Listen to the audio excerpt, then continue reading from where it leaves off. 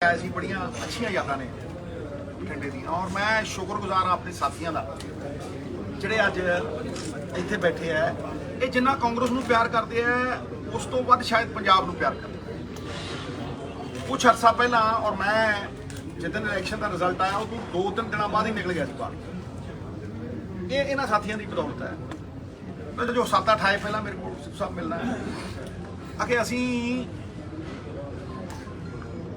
ਅੱਗੇ ਵਧਣਾ ਚਾਹੁੰਦੇ ਹਾਂ ਕਾਂਗਰਸ ਹਾਰੀ ਹੈ ਪਰ ਮਰੀ ਨਹੀਂ ਇਹਨਾਂ ਦਾ ਡਾਇਲੋਗ ਹੈ ਇਹਨਾਂ ਚੋਂ 2-4 ਬੰਦਿਆਂ ਨੂੰ ਕਿਹਾ ਸੀ ਤੇ ਵਧੀਆ ਅੱਗੇ ਮੈਂ ਇਹਨਾਂ ਨੂੰ ਕਿਹਾ ਮੈਂ ਕਿਹਾ ਵੀ ਮੁੱਦਿਆਂ ਦੀ ਪਹਿਰੇਦਾਰੀ ਜਿਹੜਾ ਲਾਈਕ ਮਾਈਂਡਡ ਆਦਮੀ ਮੁੱਦਿਆਂ ਦੀ ਪਹਿਰੇਦਾਰੀ ਕਰਨਾ ਚਾਹੁੰਦਾ ਮੈਨੂੰ ਬੁਲਾਉਣਾ ਚਾਹੁੰਦਾ ਮੈਂ ਉੱਥੇ ਆਉਂ ਤੁਸੀਂ ਮੇਰੇ ਕੋਲ ਆਓ ਆਪਾਂ ਪੰਜਾਬ ਦੇ ਲੋਕਾਂ ਦੇ ਪ੍ਰੋਬਲਮ ਦੇ ਮਸਲਿਆਂ ਦੇ ਹੱਲ ਦੇ ਔਰ ਉਹਦੇ ਲਈ ਇੱਕ ਬੜੀ ਹੀ ਕੰਸਟਰਕਟਿਵ ਆਪੋਜੀਸ਼ਨ ਦਾ ਰੋਲ ਪਲੇ ਕਰੀ ਸਰਕਾਰ ਨੂੰ ਅਕਾਊਂਟੇਬਲ ਬਣਾਈਏ ਔਰ ਇੱਕ ਟਰਾਂਸਪੇਰੈਂਟ ਤਰੀਕੇ ਦੇ ਨਾਲ ਉਹਨਾਂ ਨੂੰ ਕਹੀਏ ਵੀ ਦੱਸੋ ਭਾਈ ਜੇ ਪੰਜਾਬ ਦੇ ਲੋਕ ਤੁਹਾਡੇ ਹਿੱਸੇਦਾਰ ਨੇ ਭਾਗੀਦਾਰ ਨੇ ਤੇ ਤੁਸੀਂ ਉਹਨਾਂ ਨੂੰ ਦੱਸੋ ਆਹ ਮੁੱਦੇ ਨੇ ਅੱਜ ਵੀ ਮੈਂ ਬੜੇ ਦੋ ਅਹਿਮ ਮੁੱਦਿਆਂ ਦੇ ਉੱਤੇ ਤੁਹਾਡੇ ਨਾਲ ਗੱਲ ਕਰਨਾ ਹੈ ਬਹੁਤ ਦੋ ਅਹਿਮ ਮੁੱਦਿਆਂ ਔਰ ਆਗਾਹ ਕਰਨਾ ਆ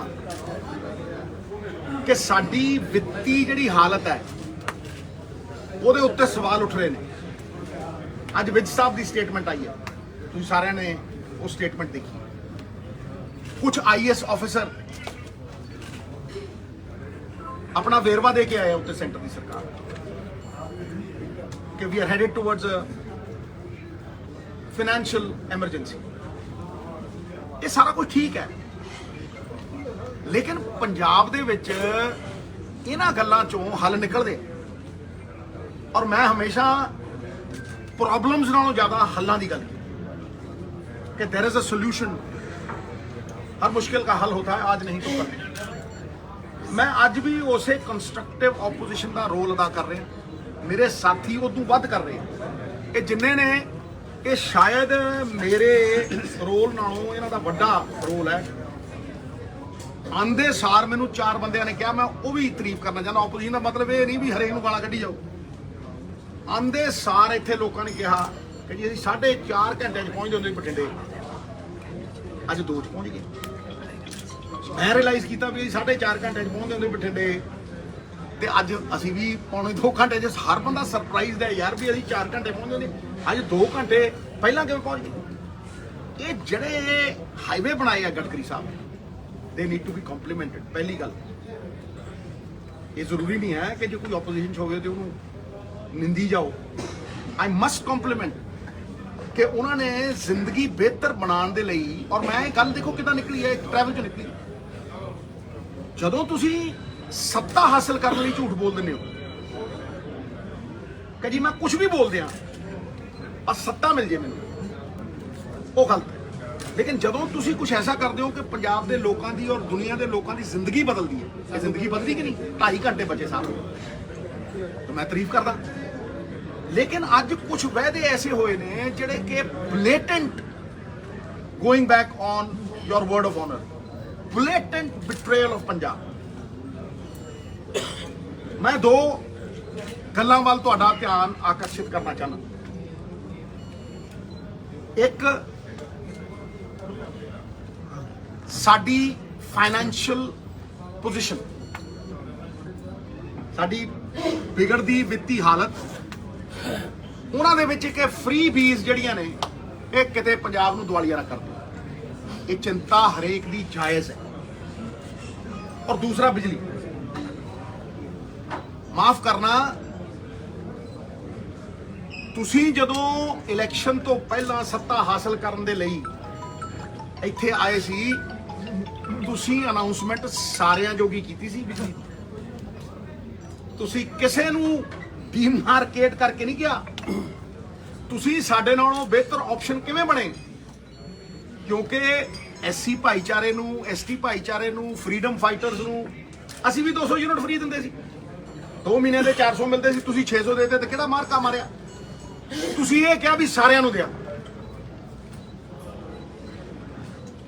ਤੇ ਅੱਜ ਤੁਸੀਂ ਮੁਕਰ ਗਏ ਹੋ ਸ਼ਰਿਆਮ ਮੁਕਰ ਗਏ और बशर्मी ना मुकर गए। इत्थों पता लगता है कि कुछ तो रही होंगी उनकी भी मजबूरियां, यूं ही चाह के तो कोई बेवफा नहीं होता। मजबूरियां की ने? मजबूरियां ये ने भी PSPCL ਦੇ ਉੱਤੇ 17,000 ਕਰੋੜ ਰੁਪਏ ਦਾ ਕਰਜ਼ਾ ਸਾਹਿਬ ਜਿਹੜਾ ਬੈਂਕਾਂ ਤੋਂ ਲਿਆ, ਸਰਕਾਰ ਦੀ ਦੇਣਦਾਰੀ ਉਹਨਾਂ ਦੀ 20,000 ਕਰੋੜ ਤੋਂ ਉੱਤੇ ਹੈ। ਤੇ ਮੈਂ ਇੱਕ ਆਰਟੀਕਲ ਪੜ੍ਹ ਰਿਹਾ ਸੀ, 500 ਕਰੋੜ ਰੁਪਏ ਤਨਖਾਹਾਂ ਦੇਣ ਨੂੰ ਲੈ ਕੇ ਕਰਜ਼ਾ ਬੋਰਡ ਦੇ ਅਧਿਕਾਰੀਆਂ ਨੂੰ ਦਿੱਤਾ ਗਿਆ।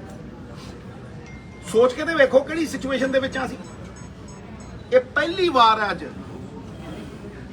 ਇਹ ਪਹਿਲੀ ਵਾਰ ਹੈ ਕਿ ਜਿਹੜਾ ਪੰਜਾਬ ਜਾਣਿਆ ਜਾਂਦਾ ਸੀਗਾ ਜੀ ਨੰਬਰ 1 ਪਰਮਵੀਰ ਚੱਕਰ ਜਿੱਤੇ, number 1 in green revolution, number 1 white revolution, ਪਹਾੜਾ ਡੈਮ ਨੰਬਰ 1। ਅੱਜ ਸਾਡਾ 55% GDP ਦਾ ਹਿੱਸਾ, 55% of our GDP is debt ridden। मतलब ਆਮ ਬੰਦੇ ਨੂੰ ਜੇ ਸਮਝਾਣਾ ਹੋਵੇ, ਕਿਸੇ ਪੰਜਾਬੀ ਦੇ ਨਾਲ ਕਨਵਰਸੇਸ਼ਨ ਕਰਨੀ ਹੋਵੇ ਤੇ ਬੜੀ ਗੱਲ ਸਾਫ਼ ਹੈ ਕਿ 55% ਆਪਣੀ ਪੰਜਾਬੀਆਂ ਦੀ ਸਾਰੀ ਆਮਦਨ ਰਲਾ ਕੇ ਕਰਜ਼ੇ ਚਾਰੀ, which is alarming ਕਿਉਂਕਿ ਇਹ ਹਾਈਐਸਟ ਹੈ ਇੰਡੀਆ 'ਚ। ਅੱਜ ਅਸੀਂ ਜਾਣੇ ਜਾਂਦੇ ਆ ਕਿ ਕਰਜ਼ੇ ਦੇ ਵਿੱਚ ਸਾਡੀ GDP number 1, which is shocking। मैं पूछना चाहना, और मैं स्पेसिफिक सवाल ने लिखे भी सी कि भाई सरकार ये दसे और पारदर्शिता दे नाल दसे भी 6,000 करोड़ रुपये कित्थों लिया। ये 6,000 करोड़ रुपये लगने ਜਿਹੜੇ 600 यूनिट डिस्क्रिमिनेशन ਨਾਲ ਦਿੱਤੇ, ਸਾਰਿਆਂ ਨੂੰ ਦਿੰਦੇ ਤੇ ਫਿਰ ਤੇ ਬਿਲਕੁਲ ਹੀ ਗੱਲ ਹੀ ਖਤਮ ਹੋ ਜਾਂਦੀ ਨਾ। ਫਿਰ ਤੇ ਮਤਲਬ ਇਹਦੇ ਨਾਲੋਂ 70% ਆਬਾਦੀ ਬਾਹਰ ਕੱਢਤੀ। ਕੀ ਤੁਸੀਂ ਕੋਈ ਪਾਲਿਸੀ ਬਣਾਈ ਸੀ ਜਿਹਦੀ ਕੋਈ ਬਜਟਰੀ ਐਲੋਕੇਸ਼ਨ? ਮੈਂ ਰੋਂਦਾ ਰਿਹਾ ਪਹਿਲੇ ਦਿਨ ਤੋਂ ਔਰ ਕਹਿੰਦਾ ਰਿਹਾ ਪੁੱਛੋ ਪੈਸੇ ਕਿੱਥੋਂ ਆਏ।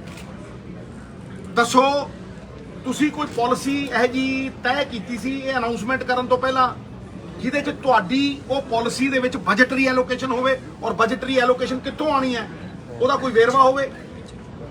ਦੱਸੋ ਸਾਰੇ ਪੰਜਾਬ ਵੀ ਤੁਸੀਂ ਕਿੱਥੋਂ ਲਿਆਉਂਗੇ। ਮੈਨੂੰ ਤਾਂ ਲੱਗਦਾ ਹੈ ਕਿ ਇਹ ਇੱਕ ਇਲੈਕਸ਼ਨ ਗਿਮਿਕ ਹੈ। ਤੁਸੀਂ ਪੰਜਾਬ ਦੇ ਲੋਕਾਂ ਦੀ ਭਲਾਈ ਲਈ ਨਹੀਂ ਅਨਾਉਂਸਮੈਂਟ ਕੀਤੀ।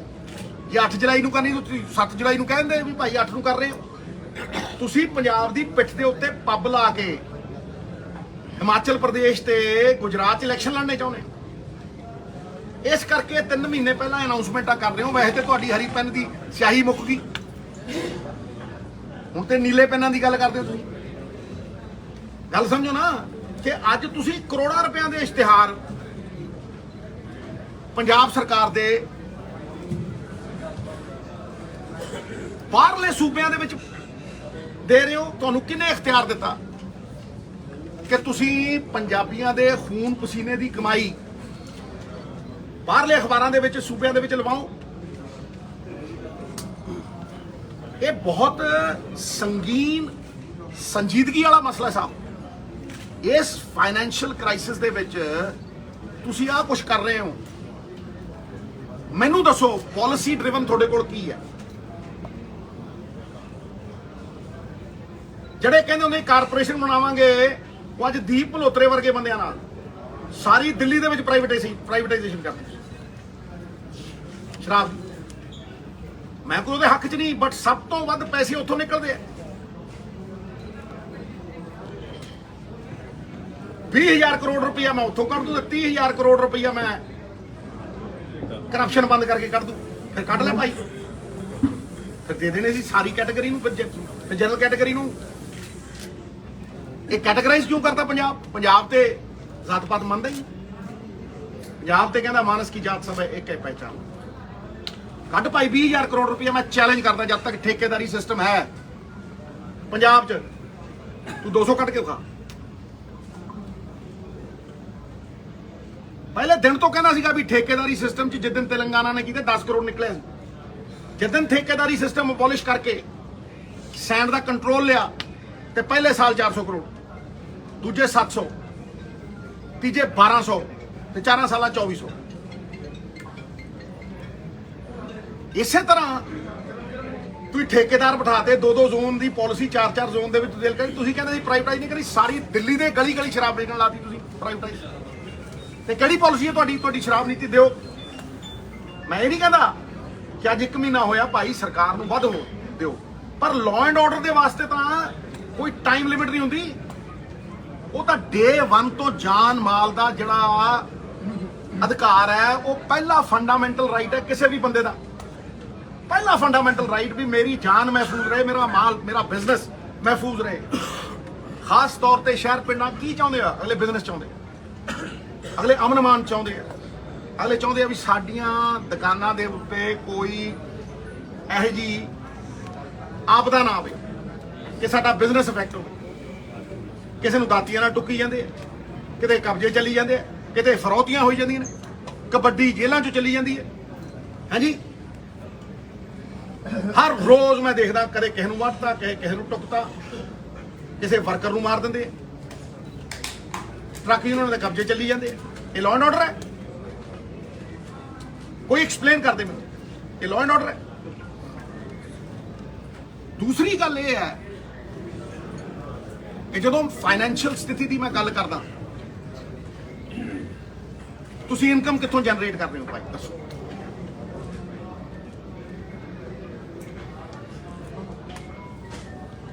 ਕਿਉਂਕਿ ਤੁਸੀਂ ਇਲੈਕਸ਼ਨ ਤੋਂ ਪਹਿਲਾਂ ਤਾਂ ਇਹ ਕਿਹਾ ਨਹੀਂ ਤੁਸੀਂ ਤਾਂ ਕਿਹਾ ਪਹਿਲੇ ਦਿਨ 24 ਘੰਟੇ ਬਰਗਾੜੀ ਨਾਲ ਦੀ ਨਾਲ ਬਰਗਾੜੀ ਦਾ ਇਨਸਾਫ ਕਰਨ ਵਾਸਤੇ 24 ਘੰਟਿਆਂ ਦੇ ਵਿੱਚ ਪੰਜਾਬ ਦੀ ਆਤਮਾ ਨੂੰ ਸ਼ਾਂਤੀ ਮਿਲੂਗੀ ਕਿਹਾ ਨਹੀਂ ਕਿਹਾ ਹਾਂਜੀ ਫਿਰ ਕਿਸਾਨਾਂ ਦੀ ਗੱਲ ਤੁਹਾਨੂੰ ਪਤਾ ਹੀ ਨਹੀਂ ਖੇਤੀਬਾੜੀ ਹੁੰਦੀ ਕਿ ਉਹਦੇ 4 ਖੇਤ ਨੇ ਠੀਕ ਹੈ 50,000 ਅਸੀਂ ਕੰਪਨਸੇਸ਼ਨ ਦਿਆਂਗੇ ਠੀਕ ਹੈ ਝਾੜ 20 ਤੋਂ 50% ਘਟ ਗਿਆ ਨੰਬਰ 1 ਨੰਬਰ 2 ਇਹ ਸਾਡੀ ਕਿਸਮਤ ਚੰਗੀ ਹੈ ਕਿ ਝਾੜ ਘਟਣ ਦੇ ਬਾਵਜੂਦ ਅੱਜ ਇੰਟਰਨੈਸ਼ਨਲ ਮਾਰਕੀਟ ਦੇ ਵਿੱਚ ਯੂਕਰੇਨ ਤੇ ਰਸ਼ੀਆ ਦੀ ਵਾਰ ਦੇ ਕਰਕੇ ਕਣਕ ਦੀ ਇੰਨੀ ਸ਼ਾਰਟੇਜ ਹੈ ਕਿ ਸਾਰਾ ਵਰਲਡ ਕਣਕ ਖਰੀਦਣ ਨੂੰ ਤਿਆਰ ਹੈ ਭਾਵੇਂ ਦਾਣਾ ਛੋਟਾ ਹੈ ਪਰ ਕਣਕ ਅੱਜ ਵੀ 3500 ਤੋਂ 4000 ਦੀ ਵਿਕਦੀ ਹੈ ਦੱਸੋ ਤੁਸੀਂ ਕਿੱਥੇ ਭਾਗੀਦਾਰ ਬਣਾਇਆ ਕਿੱਥੇ ਹਿੱਸੇਦਾਰ ਬਣਾਇਆ ਕਿਸਾਨ ਨੂੰ 8 ਵਾਰ ਮੈਂ ਕਿਹਾ ਫਿਰ ਮੀਟਿੰਗ ਕੀਤੀ ਹੈ ਕਿੱਥੇ ਹਿੱਸੇਦਾਰ ਬਣਾਇਆ ਭਾਈ 500 ਰੁਪਏ ਮਿਨੀਮਮ ਬੋਨਸ ਹੋਣਾ ਚਾਹੀਦਾ ਤੁਸੀਂ 1500 ਕਮਾਉਨੇ ਹੋ ਇਜਿਪਟ ਦੇ ਨਾਲ 18000 ਕਰੋੜ ਰੁਪਏ ਦਾ ਕੰਟਰੈਕਟ ਸਾਈਨ ਕੀਤਾ ਹੈ ਅਡਾਨੀ ਸਾਹਿਬ ਤੇ ਹਰਿਆਣਾ ਕਹਿੰਦਾ ਸਾਰਾ ਚਕਾ ਦਿਓ ਜੀ ਉਹਨੂੰ ਉਹ ਸਟੋਰੇਜ ਕਰਦਾ ਉਹਨੂੰ maximum support price I'm categorically saying it maximum support price ਦਿੱਤੀ ਜਾਂਦੀ ਹੈ what is maximum support price ਕਿ ਭਾਈ ਤੂੰ 15% ਸਟੋਰੇਜ ਕਰ ਲੈ ਤੈਨੂੰ 100% ਦਾ ਕਿਰਾਇਆ ਦਿਆਂ ਦੱਸੋ ਹਨੇਰ FCI ਦੇ ਗੋਡਾਊਨਾਂ ਦੇ ਵਿੱਚ ਸਟੋਰੇਜ ਹੈ ਤੂੰ 15% ਸਟੋਰੇਜ ਕਰ ਤੈਨੂੰ 100% ਦਾ ਕਿਰਾਇਆ ਪੱਕਾ ਤੇ ਕਿਸਾਨ ਨੂੰ minimum support price this is the irony of the situation ਤੁਸੀਂ ਕਿਸਾਨ ਦੀ MSP 9% ਵਧਾਈ ਡੀਜ਼ਲ ਦੇ ਰੇਟ 100% ਵਧਾਤੇ 40 ਤੋਂ 93 ਤੇ ਤੁਸੀਂ 4 ਸਾਲਾਂ ਦੇ ਵਿੱਚ MSP 160 ਰੁਪਏ ਵਧਾਈ 40 ਰੁਪਏ DAP ਦੀ ਖਾਦ ਨਕਲੀ ਮਿਲਦੀ ਹੈ ਅਸਲੀ ਲਿਫਾਫਿਆਂ 'ਚ ਤੁਸੀਂ ਰੇਟ ਦੁੱਗਣੇ ਕਰਤੇ 2 ਰੁਪਏ ਦੇ ਕੇ 20 ਖੋਲੇ ਇਹ ਇਨਸਾਫ ਹੈ ਐਟਲੀਸਟ ਅੱਜ ਇੰਨਾ ਤਾਂ ਕਰੋ ਯਾਰ ਵੀ ਉਹਨੂੰ 500 ਰੁਪਏ ਦਿਓ ਜੇ ਤੁਸੀਂ 1500 ਕਮਾ ਰਹੀ ਜੇ ਤੁਸੀਂ ਮਾਰਕੀਟ ਦਾ ਫਾਇਦਾ ਨਹੀਂ ਉਠਾਉਣਾ ਚਾਹੁੰਦੇ ਤੇ ਭਾਈ ਬਾਰਡਰ ਪਾਰ ਸਾਡੀ ਕਣਕ ਜਾਣ ਦਿਓ ਨਾ ਜਾਣ ਦਿਓ ਬੰਦਾ ਭਾਈ ਲਾ ਲਓ ਸਕੈਨਰ 35 ਦੇਸ਼ ਏਸ਼ੀਆ ਦੀ ਸਭ ਤੋਂ ਵੱਡੀ ਮੰਡੀ ਸੀ 2000 ਦੀ ਕਣਕ 3500 ਦੀ ਵਿਕੂ ਤੇ 4000 ਦੀ 3000 ਦੀ ਬਾਸਮਤੀ ਸਾਹਿਬ 7000 ਦੀ 5 ਰੁਪਏ ਦਾ ਮਟਰ 50 ਦਾ 25 ਰੁਪਏ ਦਾ ਅਦਰਕ 150 ਦਾ 55 ਰੁਪਏ ਦਾ ਦੁੱਧ 150 ਦਾ ਦੱਸੋ ਇਹ ਜੀ ਕਿਹੜੀ ਦੁਨੀਆ ਦੀ ਮਾਰਕੀਟ ਹੈ ਸਾਹਿਬ ਲੇਕਿਨ ਤੁਸੀਂ ਸਾਡਾ ਸਮਾਨ ਚੱਕਦੇ ਹੋ 2100 ਕਿਲੋਮੀਟਰ ਅਡਾਨੀ ਸਾਹਿਬ ਦੇ ਪੋਰਟ ਤੇ ਲੈ ਜਾਂਦੇ 2100 ਕਿਲੋਮੀਟਰ 22 ਕਿਲੋਮੀਟਰ ਦਾ ਰਸਤਾ ਹੈ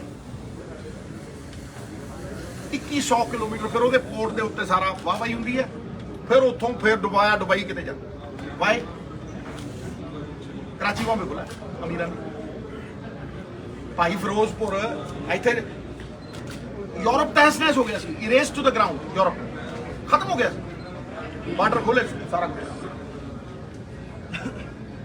ये सोल्यूशंस ने साहब, इन्हों कोई झुठला नहीं सकता। आज 70,000 बंदे इतने करतारपुर जाए, की हो गया जी? हाँ जी कलर साहब समझो मेरी गल। दूजी चीज मैं हूं तुहानूं आगाह कर रहा अज भी अज दी डिमांड बिजली दी, और मैं तुहानूं पूरा कैटेगरिकली विद फिगर्स दूंगा।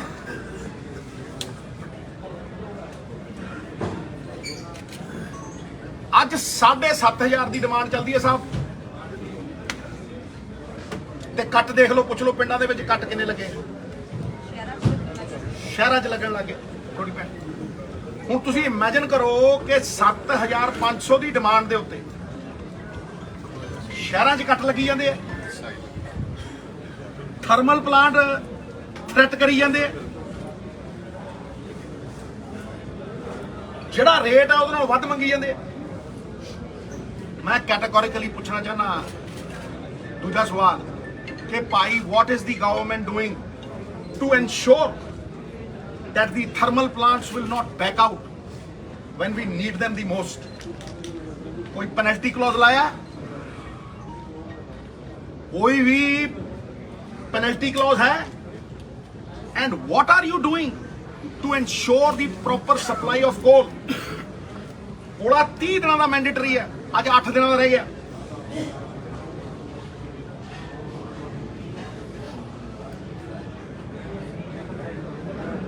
सारे पीपीए जिन्ने पीपीए ने, लिस्ट ऑफ ऑल पीपीएस जिन्ने भी है ने, and the new arrangements that you made should be made public.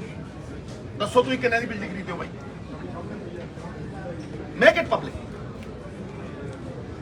तुम तो कहते सी सारे सुनते सी, सानू दिओ जी सरकार, ताइयां फसलां दे ठा सानू दिओ सरकार। पहले दिन ही पीपीए रद्द, कौन रोकदा? मैं कहना लिस्ट पब्लिक नू दसो। दूसरी गल की तुसी रीनैगोशिएट कर रहे? Are you renegotiating? मैं पढ़िया लिखा बंदा, मैनूं पता है कि जे कॉन्ट्रैक्ट वन साइडेड होवे, how do you do it? Tariff order दिओ। चन्नी सरकार वेले मैं जाके छोटे भाई तो चन्नी तो कह के कि पब्लिक इंटरस्ट दे विच टैरिफ ऑर्डर कढ। जदों तू पब्लिक इंटरस्ट दे विच टैरिफ ऑर्डर कढेगा, it is mandatory for the regulatory authority to do it in public interest. जदों बिजली बाजार दे विच 2 रुपये की मिल रही है सोलर, तुसीं 16 की किवें लै रहे हो भाई? पब्लिक नूं तुसीं क्यों सजा दे रहे हो भाई?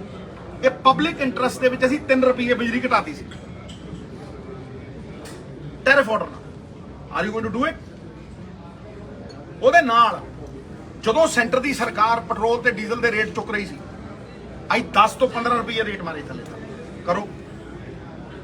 Do it in the interest of the people of Punjab who have voted for you and we accept their mandate with folded hands. Do karo ji.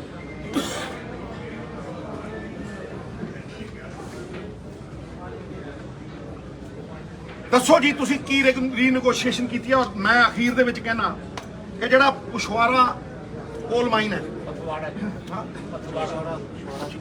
ਕੋਈ ਪੁਸ਼ਵਾਰਾ ਕਹਿੰਦਾ, ਕੋਈ ਪਥਵਾਰਾ, ਇਹ ਠੀਕ ਹੈ ਜੀ, ਇਹਨਾਂ ਦਾ ਬਿਲਕੁਲ ਠੀਕ ਹੈ। ਪਛਵਾਰਾ ਜਿਹੜੀ ਕੋਲ ਮਾਈਨ ਹੈ, ਉਹ ਅੱਜ ਭਾਜੀ ਤੁਹਾਡੀ ਇਨਫੋਰਮੇਸ਼ਨ ਦੇ ਲਈ ਉਹ ਇੱਕ ਪ੍ਰਾਈਵੇਟ ਕੰਪਨੀ ਨੇ ਖੁਲਵਾਈ ਹੈ, ਕਿਸੇ ਪੰਜਾਬ ਸਰਕਾਰ ਨੇ ਨਹੀਂ ਖੁਲਵਾਈ। ਕਿਉਂ ਬਾਈ? ਜਦੋਂ ਕੋਲਾ ਤੁਹਾਡਾ ਆ ਨਹੀਂ ਰਿਹਾ, ਇਹਦਾ ਮਤਲਬ ਉਹ ਗੱਲਾਂ ਸੱਚੀਆਂ ਨੇ ਵੀ ਤੁਸੀਂ ਚਾਹੁੰਦੇ ਨਹੀਂ ਉਹ ਖੁੱਲੇ, ਤੁਸੀਂ ਚਾਹੁੰਦੇ ਹੋ ਤੁਸੀਂ ਮਹਿੰਗਾ ਕੋਲਾ ਲਾਓ, ਅੱਟੀਆਂ ਸੱਟੀਆਂ।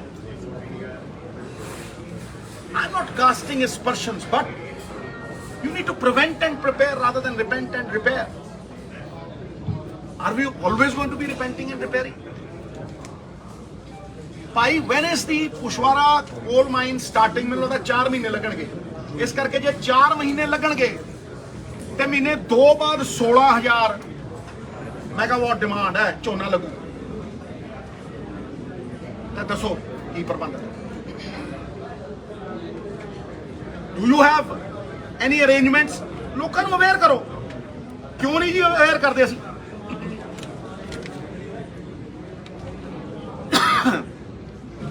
ਇੱਕ ਗੱਲ ਦੀ ਮੈਂ ਤਾਰੀਫ ਕਰਦਾ, ਜਿਹੜੀ ਕਿ ਮੈਂ ਪੰਜਾਬ ਮਾਡਲ 'ਚ ਕਹਿੰਦਾ ਹੁੰਦਾ ਸੀ ਕਿ ਦਾਲਾਂ ਦੇ ਉੱਤੇ MSP ਦੇਾਂਗੇ, ਕਹਿੰਦਾ ਸੀ ਦੱਸੋ, ਕਹਿੰਦਾ ਸੀ ਆਇਲ ਸੀਡ, ਦਾਲਾਂ, ਮੱਕੀ।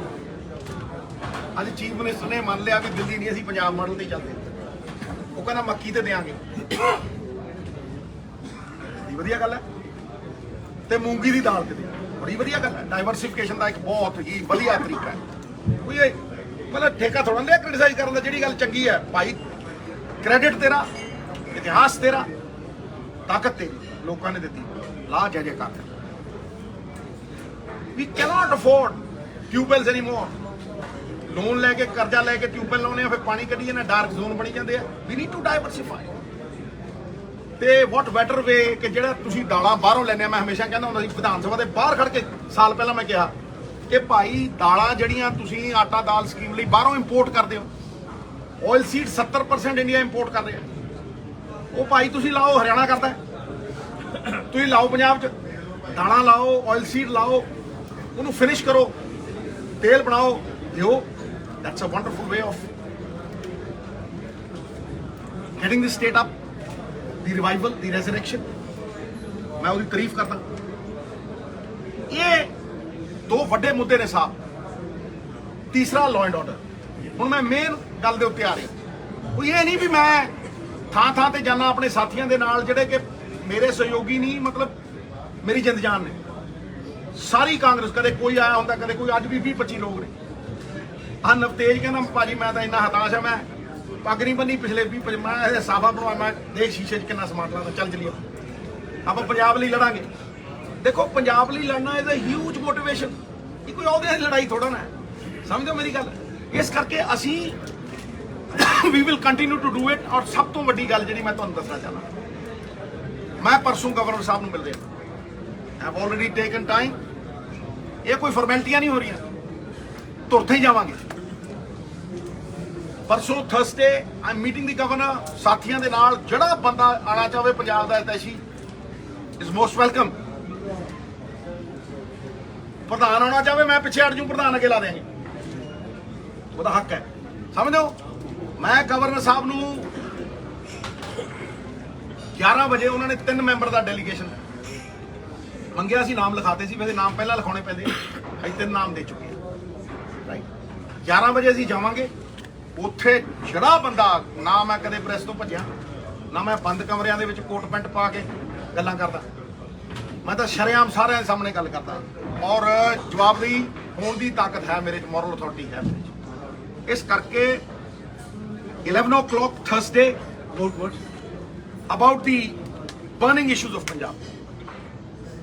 ਸਰ ਨਾਮ ਵੀ ਦੱਸ ਦਿਓ, ਕੌਣ ਜਾ ਰਹੇ ਜੀ? ਅਸੀਂ ਦੇਖੋ ਲਾਅ ਐਂਡ ਆਰਡਰ ਤੇ ਵੀ ਗੱਲ ਕਰਾਂਗੇ। ਆਉਣ ਵਾਲੀ ਵਿੱਤੀ ਜਿਹੜੀ ਪਰਿਸਥਿਤੀ ਹੈ, financial condition of the state, we will talk about electricity, ਕਿ 2 ਮਹੀਨਿਆਂ ਬਾਅਦ ਕਿਸੇ ਨੂੰ ਦਿੱਕਤ ਨਾ ਹੋਵੇ। ਹੋਰ ਕੁਝ ਹੋਰ ਵੀ ਹੋ ਸਕਦਾ ਹੈ। We will go and tell governor ਸਾਹਿਬ ਸਰ ਇਹ ਇhtiyat ਵਰਤੇ ਜਾਣ, ਤਾਂ ਕਿ ਪੰਜਾਬ ਦੇ ਲੋਕਾਂ ਨੂੰ ਉਹ ਸਹੂਲਤ। ਇਹ ਬੜੀ ਵੱਡੀ ਮੋਟੀਵੇਸ਼ਨ ਹੈ ਸਾਡੀ। And we'll do it on Thursday. All are invited. ਹੁਣ ਮਹਾਰਾਜ ਮੈਂ ਇੱਕ ਬੇਨਤੀ ਕਰਨਾ ਚਾਹੁੰਦਾ, ਤੁਸੀਂ ਇੱਕ ਇੱਕ ਕਰਕੇ ਸਵਾਲ ਪੁੱਛੋ। ਪਹਿਲਾਂ ਹੱਥ ਜੋੜ, ਪਹਿਲਾਂ ਇੱਕ ਮਿੰਟ। ਦੂਜੀ ਗੱਲ, ਮੁੱਦੇ ਇਹ ਸੀ, ਕਦੇ ਸਵਾਲ ਪੁੱਛ ਕੇ ਮੁੱਦੇ ਹੀ ਨਾ ਕਿਸੇ ਹੋਰ ਪਾਸੇ। ਇੱਕ ਮਿੰਟ ਭਾਜੀ, ਦੇਖੋ ਪਲੀਜ਼, ਮੈਂ ਕਿਤੇ ਨਹੀਂ ਜਾਣਾ ਜਦ ਤੁਸੀਂ ਸਵਾਲ ਪੁੱਛਣੇ, ਉਹ ਵੀ ਕਲੀਅਰ ਕਰ ਹੀ ਦਿਓ ਜੀ। ਮੈਂ ਇੱਕ ਮਿੰਟ, ਇਹ ਅਸਲੀ ਪੰਜਾਬ ਦੇ ਲੋਕਾਂ ਦੀ ਜ਼ਿੰਦਗੀ ਨੂੰ ਬਿਹਤਰ ਕਰਨ ਦੀਆਂ ਗੱਲਾਂ ਨੇ। ਇਹ ਮੁੱਦਿਆਂ ਦੀ ਪਹਿਰੇਦਾਰੀ ਹੈ ਜਿਹਦਾ ਵਿੜਾ ਅਸੀਂ ਚੁੱਕਿਆ, ਔਰ ਕਾਂਗਰਸ ਇਹ ਕਰਦੀ ਰਹੇਗੀ। ਸਮਝੋ ਮੇਰੀ ਗੱਲ। ਮੈਂ ਕਰਾਂਗਾ, ਪ੍ਰਧਾਨ ਕਰੇਗਾ, ਬਾਜਵਾ ਸਾਹਿਬ ਕਰਨਗੇ, ਸਾਰੇ ਕਰਨਗੇ। ਅੱਜ ਉਹਨਾਂ ਨੇ ਕਿਹਾ ਮੈਂ ਕਰਾਂ, ਮੈਂ ਮੋਸਟ ਵੈਲਕਮ। 2 ਦਿਨ ਪਹਿਲਾਂ ਰਾਜੇ ਦਾ ਫੋਨ ਆਇਆ ਮੈਨੂੰ, ਕਹਿੰਦਾ ਭਾਜੀ ਮੈਂ ਆਉਣਾ। ਮੈਂ ਹੁਣੇ ਆ ਜਾ, ਅੱਜ ਹੀ ਆ ਜਾ। 4 ਬੰਦੇ ਸੀਗੇ ਨਾਲ, ਮੈਂ ਕਿਹਾ ਜੀ ਅੱਜ ਹੀ ਆ ਜਾ। ਕਹਿੰਦਾ ਨਹੀਂ ਭਾਜੀ ਮੈਂ 2 ਦਿਨਾਂ ਬਾਅਦ ਆਉਂਗਾ। ਮੈਂ ਮੋਸਟ ਵੈਲਕਮ। ਠੀਕ ਹੈ, ਉਹ ਲੋਕਾਂ ਦੇ ਘਰਾਂ ਜਾ ਰਿਹਾ। ਜਿੱਦਣ ਮੇਰੇ ਘਰੇ ਆਊਗਾ ਸਾਰੇ ਦਰਵਾਜ਼ੇ ਖੁੱਲੇ, ਅਜੇ ਤੱਕ ਨਹੀਂ ਆਇਆ। ਚਲੋ ਕੋਈ ਗੱਲ ਨਹੀਂ, ਜਿੱਦਣ ਆਉਣਾ ਚਾਹੇ ਉਦੋਂ ਆ ਸਕਦਾ। ਮੈਂ ਪਬਲਿਕਲੀ ਕਹਿੰਦਾ ਠੀਕ ਹੈ ਜੀ। ਜਿੱਦਣ ਉਹ ਅੰਮ੍ਰਿਤਸਰ ਆਇਆ 10 ਦਿਨ ਪਹਿਲਾਂ ਪ੍ਰੋਗਰਾਮ ਬਣਿਆ ਹੋਇਆ ਸੀਗਾ ਢਿੱਲੋਂ ਸਾਹਿਬ। ਇਟ ਵਾਸ ਮੇਡ ਤੁਸੀਂ ਮੇਰੇ ਟਵਿੱਟਰ ਤੇ ਜਾਇਓ, ਮੈਂ ਢਿੱਲੋਂ ਸਾਹਿਬ ਦੇ ਘਰੇ ਗਿਆ ਸੀਗਾ, ਉਹਨਾਂ ਦੀ ਸਿਹਤ ਠੀਕ ਨਹੀਂ ਸੀ, ਜਿਹੜਾ ਬਲੱਡ ਕਲੌਟ, ਤੇ ਮੈਂ ਉਹਨਾਂ ਦੇ ਘਰੇ ਗਿਆ ਸੀ। ਉੱਥੇ ਮੈਂ ਉਹਨਾਂ ਨੂੰ ਕਿਹਾ, ਮੈਂ ਕਿਹਾ ਸਰ ਤੁਸੀਂ ਦੱਸੋ ਕਦੋਂ ਠੀਕ ਹੋਇਆ? ਕਹਿੰਦਾ ਮੈਂ ਯਾਰ ਤੂੰ ਆਇਆ ਹੁਣ ਮੈਂ ਤੇ ਘੋੜੇ ਵਰਗਾ ਹੋ ਜਾਣਾ। ਤੇ ਮੈਂ ਕਿਹਾ ਜੀ ਤੁਸੀਂ ਜਦੋਂ ਹੋ ਜਾਣਾ ਮੈਨੂੰ ਫੋਨ ਕਰਨਾ। ਕਹਿੰਦੇ 10 ਦਿਨਾਂ ਬਾਅਦ ਮੇਰੇ ਕੋਲ ਘਰੇ ਆਣਾ ਉੱਥੇ। ਮੈਂ ਕਿਹਾ ਜੀ ਮੈਂ ਉਦੋਂ ਡੇਟ ਫਿਕਸ।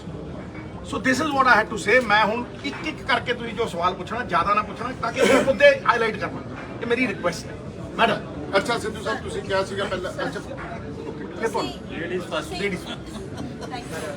ਸਰ ਤੁਸੀਂ ਮੁੱਦਾ ਚੱਕਿਆ ਬਿਜਲੀ ਦਾ, ਤੁਹਾਨੂੰ ਡਾਊਟ ਹੈ ਕਿ ਸਰਕਾਰ ਨੇ ਐਲਾਨ ਕੀਤਾ ਪਰ ਇੰਪਲੀਮੈਂਟੇਸ਼ਨ ਨਹੀਂ ਹੋਈ।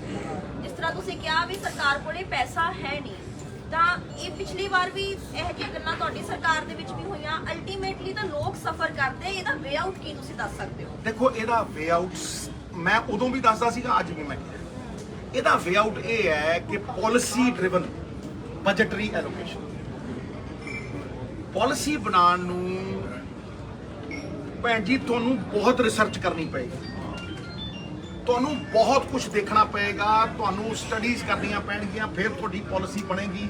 ਫਿਰ ਉਹ ਪਾਲਿਸੀ ਨੂੰ ਲਾਗੂ ਕਰਨ ਦੇ ਲਈ ਪੈਸੇ ਕਿੰਨੇ ਲੱਗਣਗੇ, ਉਹ ਬਜਟਰੀ ਐਲੋਕੇਸ਼ਨ ਹੋਏਗੀ। ਫਿਰ ਉਹ ਬਜਟਰੀ ਐਲੋਕੇਸ਼ਨ ਜਿਹੜੀ ਹੈ ਬਜਟ 'ਚ ਪਾਸ ਹੋਏਗੀ, ਤਾਂ ਜਾ ਕੇ ਉਹ ਜ਼ਮੀਨ ਦੇ ਉੱਤੇ ਲਾਗੂ ਹੋਏਗੀ। ਨਹੀਂ ਤੇ ਗੱਲਾਂ ਦਾ ਕੜਾ ਜਿਹੜਾ ਸਾਰਾ ਹੀ ਵਰਤਾਈ ਜਾਂਦੀ ਹੈ।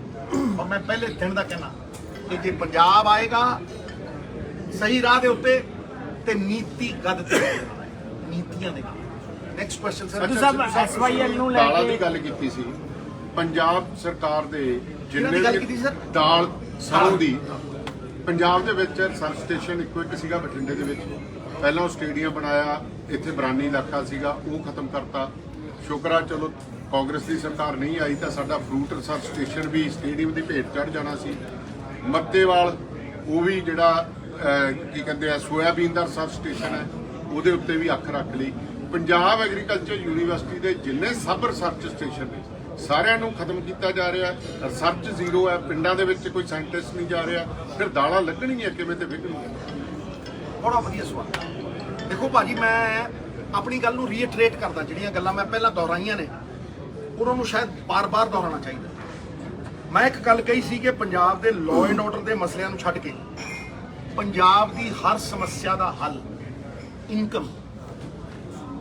ਤੁਸੀਂ ਅਗਰ ਰਿਸਰਚ ਸੈਂਟਰ ਖੋਲ੍ਹਣਾ ਹੈ, ਤੁਸੀਂ ਅਗਰ ਕੋਈ ਵੀ ਸੈਂਟਰ ਖੋਲ੍ਹਣਾ ਹੈ, ਤੁਹਾਨੂੰ ਉਹਨੂੰ ਚਲਾਉਣ ਦੇ ਲਈ ਪੈਸੇ ਚਾਹੀਦੇ ਆ। ਇਨਕਮ ਤਾਂ ਸਾਰੀ ਲੋਕਾਂ ਦੀ ਨਿੱਜੀ ਜੇਬ 'ਚ ਜਾਈ ਜਾਂਦੀ ਹੈ। ਉਸ ਮਾਫੀਏ ਦੇ ਖਿਲਾਫ ਮੈਂ ਲੜਿਆ ਔਰ ਮੈਂ ਪਹਿਲੇ ਦਿਨ ਤੋਂ, ਪਹਿਲੀ ਕੈਬਨਿਟ ਤੋਂ ਸੱਤਾ ਨਹੀਂ ਮਾਣੀ, ਉਸ ਸੱਤਾ ਨੂੰ ਸਵਾਲ ਕੀਤੇ ਵੀ ਮਹਾਰਾਜ ਲਾਓ ਇਹ ਪਾਲਿਸੀ। ਇੱਕੋ ਚੀਜ਼ ਐਸੀ ਹੈ ਜਿਹੜੀ GST ਤੋਂ ਬਾਹਰ ਹੈ, ਰੇਤਾ, ਸ਼ਰਾਬ, ਲਾਓ ਐਟ। ਜੇ ਤਮਿਲਨਾਡੂ 36,000 ਕਰੋੜ ਰੁਪਇਆ ਕੱਢ ਸਕਦਾ ਹੈ ਔਰ ਬਗੈਰ ਅੱਧੀ ਖਪਤ ਸਾਡੀ ਡਬਲ, ਤੇ ਭਾਈ ਅਸੀਂ ਕਿਉਂ ਨਹੀਂ? ਨੌਕਰੀਆਂ ਆਪਣੇ ਆਪ ਆਣਗੀਆਂ। ਉਹ 40,000 ਨੂੰ ਦਿੰਦੇ ਆ, 300 ਕਰੋੜ ਰੁਪਏ ਦੀ ਨੌਕਰੀ ਦਿੰਦੇ ਆ, ਠੀਕ ਹੈ ਜੀ। ਰੇਤਾ, ਪਰ ਕਿਉਂਕਿ ਪੰਜਾਬ ਦੇ ਵਿੱਚ ਠੇਕੇਦਾਰੀ ਸਿਸਟਮ ਹੈ ਔਰ ਠੇਕੇਦਾਰ ਅੱਗੇ ਹੈ ਤੇ ਪਿੱਛੇ ਕੋਈ ਹੋਰ ਹੈ, ਤੁਹਾਨੂੰ ਵੀ ਪਤਾ ਕਿਹੜਾ ਹੈ, ਕਿਸੇ ਦਾ ਕੁੱਕ ਹੈ ਤੇ ਕਿਸੇ ਦਾ ਕੋਈ ਹੈ। ਸਮਝਦੇ ਹੋ ਮੇਰੀ ਗੱਲ? ਉਹ ਠੇਕੇਦਾਰੀ ਸਿਸਟਮ ਦੇ ਪਿੱਛੇ ਖੜਾ ਪੋਲੀਟੀਸ਼ੀਅਨ ਜਾਂ ਕੋਈ ਹੋਰ ਕੋਈ ਵੀ ਹੋ ਸਕਦਾ ਹੈ, ਠੀਕ ਹੈ ਜੀ। ਮੈਂ ਕਿਸੇ ਦਾ ਨਾਮ ਲਿੱਤਾ ਹੀ ਨਹੀਂ ਅਜੇ ਤੱਕ। ਉਹ ਆਨੰਦ ਮਾਣ ਰਹੇ ਨੇ, ਕਾਟਲ ਬਣੇ ਹੋਏ ਨੇ, ਕਾਟਲ। ਕੱਢੋ L1 ਦੇ ਲਾਇਸੈਂਸ 15,000 ਕਰੋੜ ਰੁਪਏ ਜਿਹਦੇ ਰਿਸ਼ਤੇਦਾਰਾਂ ਕੋਲ ਨੇ, ਪਿਛਲੇ ਵੀ ਕੱਢ ਲਓ। ਚਲੋ ਡੰਕੇ ਦੀ ਚੋਟ ਤੇ ਕਹਿੰਦਾ ਇਹੀ ਹੈ ਇਮਾਨਦਾਰੀ ਦੀ ਤਾਕਤ, ਇਹ ਮੋਰਲ ਅਥਾਰਟੀ ਦੀ ਤਾਕਤ। ਸਵਾਲ ਕਰਨ ਵਾਲਾ ਉਹੀ ਹੋ ਸਕਦਾ, ਨਹੀਂ ਤਾਂ ਪਰਾਏ ਪੁੱਤ ਫੱਟਦੇ ਨੇ, ਬਾਹਮ ਰੋਡ ਤੇ ਈਡੀ ਭੇਜ ਦਿੰਦੇ। ਅੱਛਾ ਸਰ, ਦੂਸਰੀ ਗੱਲ ਜੀ। ਅੱਛਾ ਦੂਸਰੀ ਗੱਲ ਸਰ ਇਹ ਸੀਗਾ ਇਹਦੇ ਉੱਤੇ ਜਿਹੜੀਆਂ ਗਵਰਨਮੈਂਟ ਰਿਸਰਚ ਲੈਂਡਸ ਨੇ, ਕੀ ਇਹਨਾਂ ਦੇ ਉੱਤੇ ਜਿਹੜਾ ਵੇਚਣ ਦੀ ਪਿਛਲੇ ਰੀਤ ਚੱਲ ਰਹੀ ਹੈ ਸਰਕਾਰਾਂ ਦੀ, ਕੀ ਬੰਦ ਨਹੀਂ ਹੋਣੀ ਚਾਹੀਦੀ? You are the custodian of the land. Absolutely right sir. ਤੁਸੀਂ ਜਿਹੜਾ 3 ਲੱਖ ਕਰੋੜ ਦੀ ਗੱਲ ਕਰਦੇ ਹੋ, 3 ਲੱਖ ਨਹੀਂ ਹੈ। ਇਹ ਬੜਾ ਕੈਟੇਗੋਰੀਕਲੀ ਤੁਸੀਂ ਬਹੁਤ ਸੋਹਣਾ ਸਵਾਲ ਕੀਤਾ ਹੈ। ਇਹ 5 ਲੱਖ ਕਰੋੜ ਹੈ, ਕਿਉਂਕਿ 5 ਲੱਖ ਕਰੋੜ ਚ ਸੌਫਟ ਲੋਨ ਨੇ। ਪੁੱਛੋ ਕਿਹਦੀ ਸਰਕਾਰ ਦੇ ਵਿੱਚ ਰੈਸਟ ਹਾਊਸ ਵੀ ਗਿਰਵੀ ਰੱਖਦੇ, ਮਿਊਨਿਸਪਲ ਕਮੇਟੀ ਦੀਆਂ ਬਿਲਡਿੰਗਾਂ ਗਿਰਵੀ ਪਈਆਂ ਨੇ ਔਰ ਕੌੜੀਆਂ ਦੇ ਰੇ ਤੁਸੀਂ ਪਤਾ ਕਰੋ। ਸਰਕਟ ਹਾਊਸ ਵਿਕੇ, ਸਰਕਟ ਹਾਊਸ ਵਿਕੇ, ਹਾਂਜੀ ਜੇਲਾਂ ਵਿਕੀਆਂ ਤੇ ਉਹ ਮਹਾਰਾਜ 3 ਲੱਖ ਕਰੋੜ 'ਚ ਨਹੀਂ ਆਉਂਦਾ, ਉਹ 3 ਲੱਖ ਕਰੋੜ ਤੋਂ ਵੱਧ ਹੈ। ਇਸ ਕਰਕੇ ਮੈਂ ਕਹਿੰਦਾ ਸਾਹਿਬ ਤੁਹਾਡਾ ਬੜਾ ਸੋਹਣਾ ਸਵਾਲ ਹੈ। ਇਸ ਕਰਕੇ ਮੈਂ ਕਹਿੰਦਾ ਕਿ ਮੈਨੂੰ ਕੋਈ ਲੋੜ ਨਹੀਂ ਸੀ ਕਿ ਮੈਂ ਇੰਨੀ ਇਨਕਮ ਨੂੰ ਛੱਡ ਕੇ ਮੈਂ ਮੌਤਾਜੀ ਹੈ, ਮੈਂ ਕੋਈ ਮਿਨਿਸਟਰ ਦੇ ਕਰਕੇ ਜਾਣਾ ਹਾਂਜੀ 20 ਸਾਲ ਕ੍ਰਿਕਟ ਖੇਡਿਆ, ਕਮੈਂਟਰੀਆਂ ਕੀਤੀਆਂ, ਮਤਲਬ ਤੁਸੀਂ ਕੀ ਜਾਣੋ। ਲੇਕਿਨ ਮੈਨੂੰ ਸੰਤੁਸ਼ਟੀ ਇਹਦੀ ਹੈ ਕਿ ਮੈਨੂੰ ਪਤਾ ਮੈਂ ਅਗਲੀ ਪੀੜ੍ਹੀ ਦੀ ਲੜਾਈ ਲੜ ਰਿਹਾ। ਸਮਝੋ ਮੇਰੀ ਗੱਲ। ਔਰ ਇਹ ਬਹੁਤ ਵਧੀਆ ਸਵਾਲ ਹੈ। ਹੁਣ ਕਹਿੰਦੇ ਜਿਹੜਾ ਕਰਜ਼ਾ ਚੜਿਆ ਹੈ ਪੰਜਾਬ ਤੇ, ਅਸੀਂ ਰਿਕਵਰੀ ਕਰਾਂਗੇ, ਇਹਦੀ ਪੂਰੀ ਜਾਂਚ ਕਰਾਂਗੇ, ਭਗਵੰਤ ਮਾਨ ਕਹਿੰਦੇ ਨੇ। ਮੈਂ ਕਹਿੰਦਾ ਜੇ ਰਿਕਵਰੀ ਉਹ ਕਰਨੀ ਹੈ ਨਾ, ਮੇਰੀ ਕਮੇਟੀ ਬਣੀ ਸੀ ਜ਼ਮੀਨਾਂ ਦਾ ਪੜਾ, ਮੈਂ ਲੜ ਕੇ ਲਈ ਸੀ। ਸੈਂਡ ਦੀ ਕਮੇਟੀ ਮੈਂ ਲੜ ਕੇ ਲਈ ਸੀ, ਸ਼ਰਾਬ ਦੀ ਦਿੱਤੀ ਨਹੀਂ ਕਿਉਂਕਿ ਪਤਾ ਸੀ ਸਰਦਾਰ ਪੋਤੜੇ ਖੋਲ ਦੂ। ਠੀਕ ਹੈ, ਮੈਂ ਫਿਰ ਵੀ ਖੋਲਦਾ ਰਿਹਾ। ਉਹ ਕਮੇਟੀ ਦੀ ਰਿਪੋਰਟ ਕਢਾ ਲੈਣ। ਉਸ ਕਮੇਟੀ ਦੇ ਵਿੱਚ ਦੇਖੋ ਜਸਟਿਸ ਕੁਲਦੀਪ ਸਿੰਘ ਦੀ ਰਿਪੋਰਟ ਹੈ, 1.5 ਲੱਖ ਕਰੋੜ ਰੁਪਏ ਦੀ ਜ਼ਮੀਨ ਤਾਂ ਕੱਲੀ ਮੋਹਾਲੀ ਡਿਸਟ੍ਰਿਕਟ ਹੈ।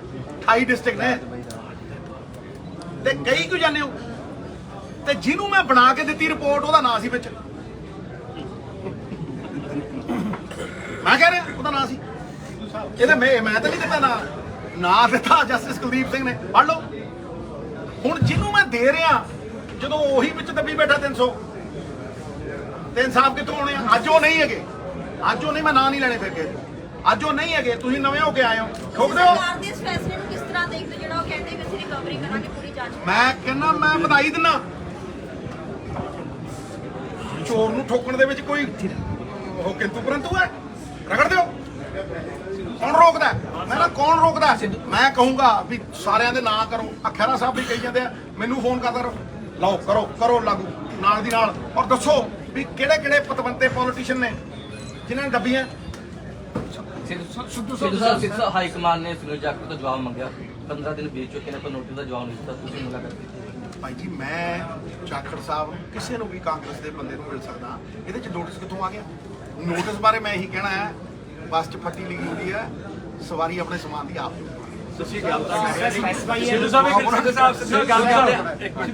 ਸੁਰਜੀਤ ਸਿੰਘ ਘਮਾਨ ਬੈਠੇ ਨੇ, ਰਾਜਾ ਵੜਿੰਗ ਦਾ ਵਿਰੋਧ ਕੀਤਾ ਸੀ, ਪਾਰਟੀ ਤੋਂ ਬਾਹਰ ਕੀਤਾ ਸੀ, ਪਰ ਅੱਜ ਤੁਹਾਡੇ ਨਾਲ ਬੈਠੇ ਨੇ। ਦੇਖੋ ਮੇਰੀ ਗੱਲ ਨੂੰ ਸੁਣੋ, ਮੈਂ ਪਾਰਟੀ ਸੀ, 100 ਬੰਦਿਆਂ ਨੇ ਮੇਰਾ ਵਿਰੋਧ ਕੀਤਾ, ਮੈਂ ਕੁਝ ਕਿਹਾ ਨਹੀਂ ਜੀ, ਗੱਲ ਮੰਨਦੇ ਆ, ਸਹੀ ਮੰਨਦੇ ਹੋ? ਦੇਖੋ ਮੇਰੀ ਇੱਕ ਗੱਲ ਨੂੰ ਸਮਝ ਲਓ, ਮੈਂ ਧਮਾਨ ਨੂੰ ਇੱਕ ਐਸੈਟ ਬਣਾ ਪਹਿਲੇ ਦਿਨ ਤੋਂ। ਜਿਹੜਾ ਬੰਦਾ 3 ਵਾਰ ਐਮਐਲਏ ਬਣ ਗਿਆ, ਸਮਝਿਆ ਨਹੀਂ। ਔਰ ਜਿਹੜਾ ਬੰਦਾ ਆਪਣੇ ਸੂਬੇ ਦੇ ਵਿੱਚ, ਮੈਂ ਤੇ ਜਿਹੜਾ ਪ੍ਰਧਾਨ ਲਾਇਆ ਸੀ ਜ਼ਿਲ੍ਹੇ ਦਾ, ਮੈਂ ਤੈਨੂੰ ਪੁੱਛ ਕੇ ਲਾਇਆ ਜਸਵਿੰਦਰ ਨੂੰ ਇਲੈਕਸ਼ਨ ਲੜਾਈ। ਵੇਖੋ ਸਵਾਲ ਇੰਨਾ ਹੀ ਹੈ ਕਿ ਤੁਹਾਡੇ ਨਿੱਜੀ ਕਿਸੇ ਨਾਲ ਡਿਫਰੈਂਸ ਹੋ ਸਕਦੇ ਆ। ਹੁਣ ਇਹ ਡੈਮੋਕ੍ਰੇਸੀ ਦੀ ਬਿਊਟੀ ਹੈ ਕਿ ਤੁਸੀਂ ਕਿਸੇ ਨਾਲ ਤੁਹਾਡੇ ਡਿਫਰੈਂਸ ਹੁੰਦੇ ਨੇ, ਤੁਸੀਂ ਇੱਕ ਸੰਸਥਾ 'ਚ ਕੰਮ ਕਰਦੇ ਹੋ, ਡਿਫਰੈਂਸ। ਲੇਕਿਨ ਉਹਦਾ ਮਤਲਬ ਇਹ ਥੋੜਾ ਨਾ ਵੀ ਹੁਣ ਇੱਕ ਦੂਜੇ ਤੋਂ ਪਾਸੇ ਹੋ ਜੀ। ਮੈਂ ਮਿਲਦਾ ਜਾਖੜ ਸਾਹਿਬ ਨੂੰ ਮਿਲਦਾ, ਕਈ ਬੰਦਿਆਂ ਨੇ ਮੈਨੂੰ ਗਾਲਾਂ ਕੱਢੀਆਂ, ਮੈਂ ਜਵਾਬ ਵੀ ਨਹੀਂ ਦਿੰਦਾ ਕਿਉਂਕਿ ਮੇਰੀ ਲੜਾਈ ਛੋਟੀ ਨਹੀਂ ਹੈ, ਨਿੱਜੀ ਨਹੀਂ ਹੈ। ਮੇਰੀ ਲੜਾਈ ਪੰਜਾਬ ਦੀ ਹੈ। ਮੈਨੂੰ ਮਾੜਾ ਕਹਿਣ ਨਾਲ ਮੈਂ ਮਾੜਾ ਹੋ ਜੂ।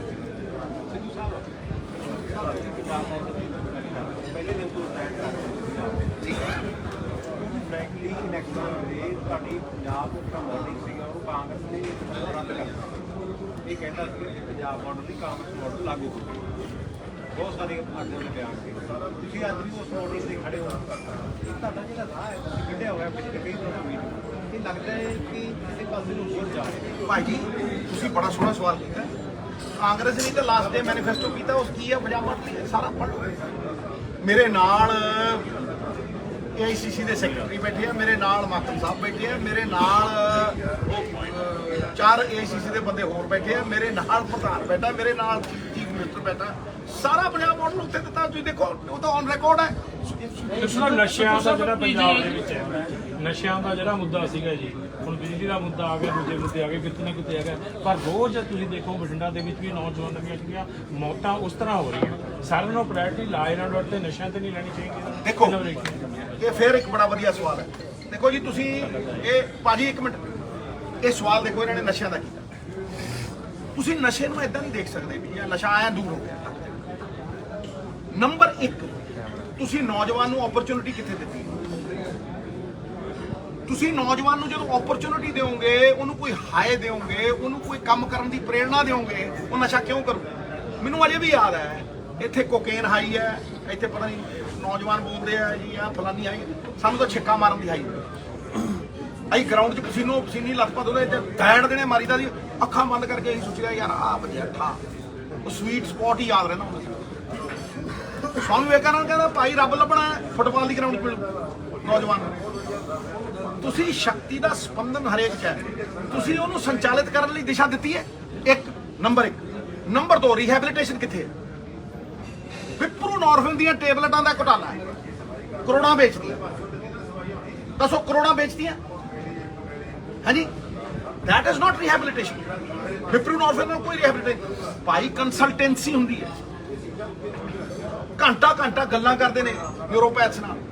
ਉਸ ਤੋਂ ਬਾਅਦ ਨਸ਼ੇ ਚੋਂ ਨਿਕਲਣ ਦੇ ਲਈ ਘੱਟ ਤੋਂ ਘੱਟ ਨਹੀਂ ਸਾਲ ਦਵਾਈਆਂ ਖਾ ਕੇ ਫਿਰ ਬੰਦਾ ਨਿਕਲਦਾ। ਨੰਬਰ 3 ਜੌਬ ਓਪਰਚੁਨਿਟੀਜ਼ ਕਿੱਥੋਂ ਆਉਂਦੀਆਂ? ਮੈਂ ਕਿਹਾ ਸੀ ਸਰਦਾਰ ਮਨਮੋਹਨ ਸਿੰਘ ਨੇ ਆ ਕਲਸਟਰ ਫਾਰਮ ਦੇ ਵਿੱਚ ਨੌਕਰੀਆਂ ਦਿੱਤੀਆਂ ਸੀ, ਅਸੀਂ ਕਲਸਟਰ ਬਣਾਵਾਂਗੇ। ਚੁੱਕ ਲਓ, ਮੇਰੇ ਘਰ ਦੀ ਥੋੜਾ ਨਾ, ਮੇਰਾ ਤਾਂ ਅਨੁਭਵ ਹੈ 18 ਸਾਲਾਂ ਦਾ। ਚੁੱਕ ਲਓ ਕਲਸਟਰਾਂ ਦੇ ਵਿੱਚ, ਦੇਖੋ ਕਿੰਨੀਆਂ ਨੌਕਰੀਆਂ ਠਾਂ ਕਰਦੀਆਂ। ਜਿਹੜੀ ਜਗ੍ਹਾ ਦੇ ਉੱਤੇ ਜੋ ਉਗਦਾ, ਜਿਹੜੀ ਜਗ੍ਹਾ ਦੇ ਵਿੱਚ ਜਿਹੜੀ ਐਕਸਪਰਟੀਜ਼ ਹੈ, ਇੱਥੇ ਕਪਾਹ ਹੈ, ਸਪਿਨਿੰਗ ਮਿਲਾਂ ਲਾਓ, ਕਲਸਟਰ ਫਾਰਮੇਸ਼ਨ ਕਰੋ। ਔਰ ਨੌਜਵਾਨਾਂ ਨੂੰ ਪੌਣੇ ਘੰਟੇ ਦਾ ਸੰਬੋਧਨ ਹੈ, ਚੱਕੋ ਟਵਿੱਟਰ ਦੇ ਉੱਤੇ ਦੇਖੋ 45 ਮਿੰਟ ਦਾ, ਉਹ ਇੱਕ ਸੋਲੂਸ਼ਨ ਹੈ ਉਹਦੇ 'ਚ। ਲੇਕਿਨ ਪੋਲੀਟੀਕਲ ਵਿਲ ਚਾਹੀਦੀ ਹੈ, ਨੰਬਰ 1। ਨੰਬਰ 2 ਐਡਮਿਨਿਸਟ੍ਰੇਟਿਵ ਪਾਵਰ ਚਾਹੀਦੀ ਹੈ। ਸਾਨੂੰ ਤਾਂ ਪ੍ਰਧਾਨ ਹੋਣ ਦੇ ਨਾਤੇ ਬੰਦਾ ਨਹੀਂ ਲਾਣ ਦਿੱਤਾ। 3 ਮਹੀਨੇ ਅਸਤੀਫਾ ਦੇ ਹੀ ਰੱਖਿਆ ਵੀ ਭਾਈ ਡੀਜੀਪੀ ਬਦਲੋ, ਤੇ ਲੜਾਈਆਂ ਬੜੀਆਂ ਲੜੀਆਂ। ਕਿਹੜੀ ਉਹਦੇ ਦੀ ਲੜਾਈ ਲੜੀ? ਹੁਣ ਅੱਜ ਕਿਹੜੇ ਉਹਦੇ ਲਈ ਲੜ ਰਿਹਾ ਮੈਂ? ਨਸ਼ਿਆਂ ਦੇ ਮਾਮਲੇ ਦੇ ਉੱਤੇ ਤੁਸੀਂ ਗੱਲ ਕਰ ਰਹੇ ਹੋ। ਅੱਜ ਪੀਜੀਆਈ ਦੀ ਰਿਪੋਰਟ ਆਈ ਹੈ, ਮੈਂ 3 ਗੱਲਾਂ ਕਹੀਆਂ ਸਰ। ਪੀਜੀਆਈ ਦੀ ਰਿਪੋਰਟ ਆਈ ਹੈ 16% ਪੰਜਾਬ ਦੇ ਜਿਹੜੇ ਯੂਥ ਹੈ ਉਹ ਡਰੱਗ ਐਡਿਕਟ ਹੈ। ਦੁਨੀਆ ਦੇ ਵਿੱਚ 2% ਤੋਂ ਵੱਧ ਨਹੀਂ, ਹਰ 7ਵਾਂ ਪੰਜਾਬੀ ਪੀਜੀਆਈ ਕਹਿ ਰਿਹਾ ਡਰੱਗ ਐਡਿਕਟ ਹੈ। ਤੁਹਾਨੂੰ ਲੱਗਦਾ ਕਿ ਕੇਜਰੀਵਾਲ ਸਾਹਿਬ ਨੇ ਗੰਦਾ ਦਾ ਕੜਾਹ ਬਹੁਤ ਵੇਚਿਆ ਹੈਗਾ? ਤੁਹਾਨੂੰ ਲੱਗਦਾ ਕਿ ਇਨ ਫੈਕਟ ਇੱਥੇ ਹੁਣ ਗੰਦਾ ਦੇ ਕੜਾਹ ਦੀ ਨਹੀਂ, ਸੱਚ ਦੇ ਵਿੱਚ ਪ੍ਰੈਕਟੀਕਲੀ ਕੁਝ ਕਰਨ ਦੀ ਜ਼ਰੂਰਤ ਹੈ? ਸਰ, ਹਰ 5 ਪਿੰਡਾਂ ਦੇ ਵਿੱਚ ਖੇਡਾਂ ਦਾ ਇੱਕ ਓਪਰਚੁਨਿਟੀ ਹੋਣੀ ਚਾਹੀਦੀ ਹੈ। ਤੁਸੀਂ ਜ਼ਮੀਨਾਂ ਦੱਬੀਆਂ ਹੋਈਆਂ ਨੇ ਜਿਹੜੀਆਂ, ਵੈਸੇ ਵੀ ਸ਼ਾਮਲਾਟ ਦੀਆਂ ਜ਼ਮੀਨਾਂ ਨੇ, ਤੁਸੀਂ ਉੱਥੇ ਬੈਡਮਿੰਟਨ ਕੋਰਟ ਤੇ ਲਾਈ ਸਕਦੇ ਹੋ, ਬਾਸਕਟਬਾਲ ਕੋਰਟ ਤਾਂ ਲਾਈ ਸਕਦੇ ਹੋ, ਹੋਰ ਨਹੀਂ ਛੱਡੋ ਖਾੜਾ ਪੱਟ ਸਕਦੇ ਹੋ, ਕੌਡੀ ਮਹਾਰਾਜ। ਤੁਸੀਂ ਉਹ ਸਪੋਰਟਿੰਗ ਓਪਰਚੁਨਿਟੀ ਦਿਓ, ਪਹਿਲੀ ਗੱਲ। ਨੰਬਰ 2 ਤੁਸੀਂ ਓਪਰਚੁਨਿਟੀ ਦਿਓ ਜੌਬਸ ਦੀ। ਨੰਬਰ 3 ਰੀਹੈਬਿਲਿਟੇਸ਼ਨ ਦੀ। ਨੰਬਰ 4 ਮੈਂ ਜਿਹੜੀਆਂ ਗੱਲਾਂ ਕਰਦਾ ਕਲਸਟਰ ਫਾਰਮ ਦੇ ਵਿੱਚ ਜੌਬਸ ਦਿਓ ਨੌਜਵਾਨਾਂ ਨੂੰ। ਕਿੱਥੇ ਓਪਰਚੁਨਿਟੀ? ਕੋਈ ਵੀ talent is nothing without opportunity sahib. Therefore ਨਸ਼ੇ ਨੂੰ ਸਿਰਫ ਇਦਾਂ ਹੀ ਨਾ ਦੇਖੋ ਵੱਡੀ ਖੋਲ ਕੇ ਨਸ਼ੇ ਰੋਕ ਦਿਆਂਗੇ। ਇਹਨੂੰ 3-4 ਪ੍ਰੋਂਗਡ ਤਰੀਕੇ ਦੇ ਨਾਲ ਤੁਸੀਂ ਦੇਖੋਗੇ ਤੇ ਫਿਰ ਨਸ਼ਾ। ਕਿੰਨੇ ਰੀਹੈਬਿਲਿਟੇਸ਼ਨ ਸੈਂਟਰ ਨੇ ਸਰ ਜਿਹੜੇ ਪੰਜਾਬ ਚੱਲਦੇ ਆ? ਦਿਖਾਓ। ਤੇ ਕਿੰਨੇ ਸਪੋਰਟਿੰਗ ਸੈਂਟਰਸ ਨੇ ਆਫ ਐਕਸਲੈਂਸ?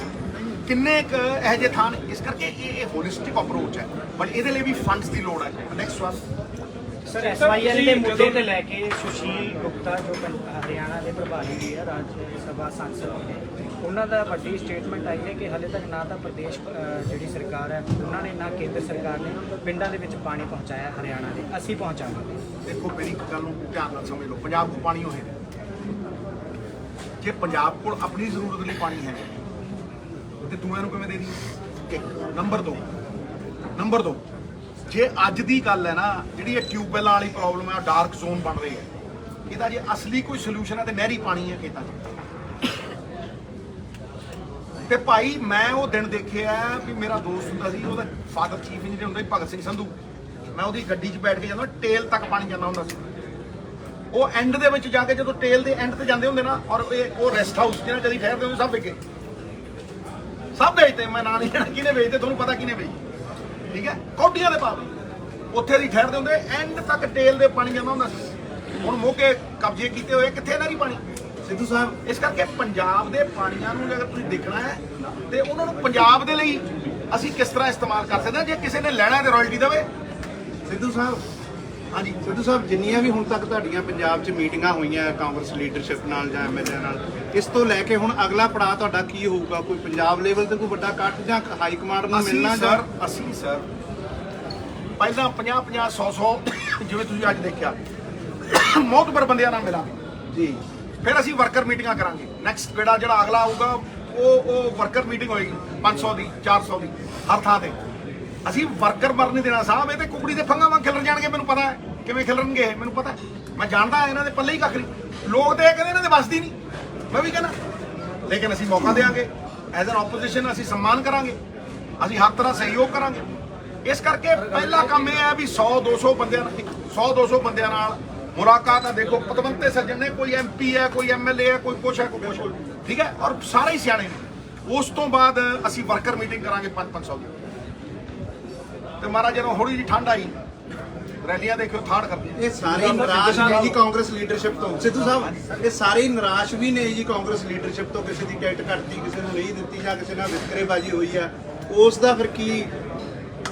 ਨਿਰਾਸ਼ਾ ਦੇ ਵਿੱਚ ਪ੍ਰਤੀਕਸ਼ਾ ਅੰਨੇ ਦੀ ਲਾਠੀ ਸਮਾਨ ਹੁੰਦੀ ਹੈ ਮਿੱਤਰਾ। ਸਬਰ ਰੱਖੀਏ, ਵੱਟ ਦਿਆਂਗੇ ਕੱਢ। ਕਿਤੇ ਨਹੀਂ ਕਾਂਗਰਸ ਹਾਰੀ ਹੈ, ਮਰੀ ਥੋੜਾ ਨਾ, ਬਰਫ਼ ਦੀ ਡਲੀ ਹੈ, ਕੋਈ ਪਿਘਲ ਜੂ। ਸਰ ਸਿਆਸੀ ਗੱਲਾਂ ਦੇ ਵਿੱਚ ਚਰਚਾ ਹੈ ਕਿ ਸੁਨੀਲ ਜਾਖੜ ਜੀ ਜਿਹੜਾ ਰਿਜ਼ਾਈਨ ਕਰ ਰਹੇ ਤੇ ਆਮ ਆਦਮੀ ਪਾਰਟੀ ਦੇ ਵਿੱਚ ਜਾ ਸਕਦੇ ਆ। ਮਿੱਤਰਾ ਉਹਨਾਂ ਦਾ ਘਰ ਦਾ ਐਡਰੈਸ ਦੇ ਦੇਣਾ, ਜਾ ਸਵਾਲ ਪੁੱਛ। ਤੁਸੀਂ ਵਰਕਰਾਂ ਦੀ ਮੀਟਿੰਗ ਦੀ ਗੱਲ ਕੋਈ ਯਾਰ ਸਿੱਧੂ ਨੂੰ ਕੱਚਾ ਸਮਝਿਆ। ਤੁਸੀਂ ਵਰਕਰਾਂ ਦੀ ਮੀਟਿੰਗ ਦੀ ਗੱਲ ਕੀਤੀ ਆ, ਪਰ ਇੱਥੇ ਅੱਜ ਬਠਿੰਡੇ ਦੀ ਜਿਹੜੀ ਲੋਕਲ ਲੀਡਰਸ਼ਿਪ ਵਗੈਰਾ ਹਾਜ਼ਰ ਮੈਂ ਕਹਿੰਦਾ ਮੇਰੀ ਗੱਲ ਸੁਣੋ, ਜਿਹੜੀ ਬਠਿੰਡੇ ਦੀ ਲੋਕਲ ਜਿਹੜਾ ਉਹ ਕਿਤੇ ਜਲੰਧਰ ਫਿਰਦੀ ਸੀ, ਕਦੇ ਕਿਤੇ ਫਿਰਦੀ ਹੈ, ਕਦੇ ਕਿਤੇ ਫਿਰਦੀ, ਉਹ ਕੰਮ ਕਰ ਰਹੀ ਹੈ ਨਾ ਕਾਂਗਰਸ ਲਈ। ਤੁਹਾਡਾ ਆਉਣ ਦਾ ਪਤਾ ਨਹੀਂ ਸੀ? ਮੇਰੀ ਗੱਲ ਨੂੰ ਸੁਣੋ, ਮੈਨੂੰ ਉਹਨਾਂ ਦੇ ਆਉਣ ਦਾ ਪਤਾ ਸੀ। ਮੈਂ ਫੋਨ ਤੇ ਗੱਲ ਕੀਤੀ, ਮੈਂ ਬੇਟਾ ਹੁਣੇ ਆ ਜਾ। ਇਹ ਸਾਰੇ ਤਾਂ ਨਹੀਂ ਗਏ ਹੋਣਗੇ ਯਾਰ ਦੇਖ ਮੇਰੀ ਗੱਲ, ਸਾਡਾ ਕੋਈ ਲੜਾਈ ਨਹੀਂ। ਸਾਰੇ ਕਾਂਗਰਸੀ ਅੱਡ ਅੱਡ ਕੰਮ ਕਰ ਰਹੇ ਨੇ। ਕੋਈ ਜ਼ਰੂਰੀ ਹੈ ਵੀ ਸਾਰੇ ਮੇਰੇ ਨਾਲ ਜਾਣ ਜਾਂ ਸਾਰੇ ਉਹਦੇ ਨਾਲ ਜਾਣ ਜਾਂ ਸਾਰੇ ਉਹਦੇ ਨਾਲ ਜਾਣ। ਅਸੀਂ ਕੰਮ ਕੀ ਕਰ ਰਹੇ ਹਾਂ? ਦੇਖ ਪੰਜਾਬ ਦੀ ਉਥਾਨ ਦੀ ਗੱਲ ਕਰ ਰਹੇ ਹਾਂ, ਲੋਕ ਮਸਲਿਆਂ ਦੀ ਗੱਲ ਕਰ ਰਹੇ ਹਾਂ। ਕੀ ਸਵਾਰਥ ਹੈ ਭਾਈ? ਇੱਕ ਮੰਚ ਤੇ ਵੀ ਇਕੱਠੇ ਹੋ ਸਕਦੇ। ਮੈਂ ਕਿਹਾ ਬਿਲਕੁਲ ਹੋਵਾਂਗੇ। ਕੌਣ ਨਹੀਂ ਇਕੱਠਾ ਹੋਊ? ਜਿੱਦਣ ਉਹਦੀ ਉਹ ਹੋਊਗੀ ਮੈਂ ਸਭ ਤੋਂ ਅੱਗੇ ਖੜਾ ਹੂੰ। ਸਿੱਧੂ ਸਾਹਿਬ ਜਿੱਦਣ ਇਲੈਕਸ਼ਨ ਸੀ ਉਹਦੀ, ਕੌਣ ਖੜਾ ਸੀ ਇੱਥੇ 75-25 ਵਾਲੀ ਚ? ਇਹ ਜਵਾਬ ਮਿੱਤਰਾ ਪੁੱਛਦਾ ਹੀ ਜਾਣਦਾ ਕਿ ਦੇਣਾ ਜਾਣਦਾ ਹੈ? ਤੇ ਉਹਦੇ ਲਈ ਮੇਰਾ ਮੰਤਰਾਲਾ ਚਲਾ ਗਿਆ ਸੀ। ਸਿੱਧੂ ਸਾਹਿਬ ਇਹ ਬੋਲਿਆ ਵੀ ਨਹੀਂ ਸੀ, ਫਿਰ ਵੀ ਖੜਾ ਰਿਹਾ ਸਿੱਧੂ। ਇਹ ਵੱਡਾ ਬਲਦਾਨ ਹੈ। ਫਿਰ ਸਿੱਧੂ ਸਾਹਿਬ ਤੁਸੀਂ 75-25 ਦੀ ਗੱਲ ਕੀਤੀ ਹੈ, ਮੈਂ ਚਲੋ ਹੁਣ ਉਹਨੂੰ ਲਾ ਦਿਓ, ਜੇ ਚਲੀ ਗਈ ਉਹ 75-25 ਹੁਣ ਤਾਂ 100% ਖੜਾ ਇੱਥੇ। ਬਠਿੰਡੇ ਦਾ ਸਾਹਿਬ ਸਿੱਧੂ ਸਾਹਿਬ ਇੱਕ ਬਠਿੰਡੇ ਦਾ ਇੱਕ ਸਵਾਲ ਹੈ। ਜਦੋਂ ਤੁਸੀਂ 75-25 ਦੀ ਗੱਲ ਕੀਤੀ, ਸਾਰੇ ਹੀ ਚਲੇ ਗਏ। ਇੱਕ ਤੁਹਾਡੇ ਜਿਹੜੇ ਪੰਜਾਬ ਕਾਂਗਰਸ ਦੇ ਮੌਜੂਦਾ ਪ੍ਰਧਾਨ ਆ, ਤੁਹਾਡਾ ਕੋਈ ਸਪਸ਼ਟ ਜਵਾਬ ਨਹੀਂ, ਕੋਈ ਦਾ ਵੀ ਸਵਾਲ ਦਾ ਸਪਸ਼ਟ ਜਵਾਬ ਦੇਣ ਦੀ ਕੋਸ਼ਿਸ਼ ਕਰੋ। ਕਿਉਂਕਿ ਰਾਜਾ ਵੜਿੰਗ ਨੇ ਵੀ ਆਖਿਆ, ਰਵਿੰਦਰ ਲਾਡੀ ਤੁਹਾਡੇ ਨਾਲ ਬੈਠੇ, ਇਹਨਾਂ ਨੇ ਵੀ ਆਖਿਆ, ਈਵਨ ਸ਼੍ਰੋਮਣੀ ਅਕਾਲੀ ਦਲ ਦਾ ਜਿਹੜਾ ਕੈਂਡੀਡੇਟ ਸੀ ਉਹਨੇ ਵੀ ਕਹਿਤਾ ਵੀ ਤਾਇਆ ਭਤੀਜਾ ਰਲੇ ਹੋਏ ਸੀਗੇ। ਤੁਹਾਡਾ ਕੀ ਕਹਿਣਾ ਤੇ ਟਿੱਪਣੀ ਕੀ? ਦੇਖੋ ਮੇਰਾ ਕੀ ਕਹਿਣਾ, ਲੋਕਾਂ ਨੇ ਬੀਜ ਤੇ ਕੁਛ ਲੱਗਦਾ ਸੀ ਤੁਹਾਨੂੰ ਪਹਿਲਾਂ ਨਾਲ? ਦੇਖੋ ਮੇਰੀ ਇੱਕ ਗੱਲ ਨੂੰ ਸਮਝੋ, ਮੇਰੇ ਕਹਿਣ ਦਾ ਕੋਈ ਫਰਕ ਨਹੀਂ ਪੈਂਦਾ। ਬਹੁਤ ਫਰਕ ਨਹੀਂ, ਸੁਣੋ ਪੋਲਿਟਿਕਸ ਦੇ ਵਿੱਚ ਕਿਸੇ ਲੀਡਰ ਦੇ ਕਹਿਣ ਦਾ ਤਦ ਫਰਕ ਪੈਂਦਾ ਜੇ ਲੋਕ ਉਹਦੇ ਤੇ ਅਮਲ ਕਰਨ। ਅਸਲ ਦੇ ਵਿੱਚ ਅਸਲੀ ਤਾਕਤ ਜਿਹੜੀ ਹੈ ਨਾ, ਲੋਕ ਸਮਝਦੇ ਨਹੀਂ। ਅਸਲੀ ਤਾਕਤ ਤੇ ਲੋਕਾਂ ਦੀ ਹੈ।